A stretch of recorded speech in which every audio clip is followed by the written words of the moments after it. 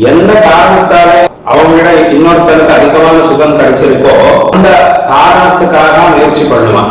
பண்றதுல ஏதோ கம்மியாச்சு, அதனால எனக்கு அவ்வளவு சுகம் கிடைக்கலை அப்படின்னு எதனால கம்மியாச்சோ அந்த வேலையை திருப்பி பண்ண ஆரம்பிப்பான். அப்படியாவது அவருக்கு எவ்வளவு சுகம் கிடைச்சிருக்கோ அவ்வளவு சுகத்தை தான் அடையணும் அப்படின்னு சொல்லி முயற்சி பண்ணுவான். இதுல இருந்து நமக்கு என்ன தெரிய வருதுன்னு கேட்டால், சுகம் வேணும் என்கிற ஒரு விருப்பமும் இருக்கு, அதுலயும் அதிகமான சுகம் எனக்கு வேணும் இதுதான் மனிதனுடைய விருப்பம். அதே மாதிரி சில வாட்டி 2-3 நாள் ரொம்ப சுகமா இருக்கிற போது எல்லாரும் என்ன நினைப்பார் மனசுல அப்படின்னு கேட்டா, நேற்றுக்கு இன்னைக்கு எல்லாம் ரொம்ப சுகமா இருந்தது, இதே மாதிரி வாழ்க்கை முழுவதும் இப்படியே சுகமா இருந்தா எவ்வளவு நன்னா இருக்கும் அப்படின்னு எல்லாரும் மனசுல நினைச்சிட்டு இருப்பார்.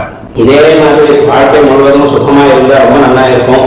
உண்மையில அப்படி இருக்காதுன்னு தெரியும். இன்னைக்கு இருக்கிற சுகம் நாளைக்கு இருக்காது, நாளைக்கு நாளானுக்குள்ள இந்த சுகம் போயிடும், திருப்பி ஏதோ ஒரு கஷ்டம் வரும், திருப்பி சுகம் வரும். இந்த மாதிரி மனிதனுக்கு வாழ்க்கையில ஆயிட்டே இருக்கும். அதனால இன்னைக்கு சுகமா இருக்கு, இதே மாதிரி எப்பவுமே இருக்காது அப்படின்னு தெரியும். ஆனாலும் இந்த விருப்பம் மட்டும் அப்படிதான் இருக்கு. இன்னைக்கு இருக்கிற மாதிரி வாழ்க்கை முழுவதும் இருந்தா எவ்வளவு நன்னா இருக்கும் என்கிற ஒரு ஆசை மனிதனுக்கு வரும். இதுல இருந்து நமக்கு என்ன தெரிய வருதுன்னு கேட்டா, சுகம் வேணும், அது எப்போதுமே இருக்கிற ஒரு சுகமா நமக்கு வேண்டி இருக்கு. மாதிரி கிடைக்கவேங்கிறது உண்மை, அது வேற விஷயம். நினைச்ச மாதிரி சுகம் வேணும் அப்படின்னு நினைச்சாலும் சுகம் கிடைக்க மாட்டேங்கிறது. துக்கம் வேண்டாம் அப்படின்னு நினைச்சாலும் துக்கம் நின்றே இருக்கு, அது நிக்க மாட்டேங்கிறது. உண்மையில இப்படி இருக்கு, ஆனா அது வேற விஷயம். ஆனா விருப்பம் மட்டும் இப்படிதான் இருக்கு. என்னன்னு கேட்டா, எனக்கு அதிகமான சுகம் வேணும், சாஸ்வதமான சுகம் வேணும். இதுதான் எல்லோருக்கும் இருக்கக்கூடிய ஒரு விருப்பம். ஆனா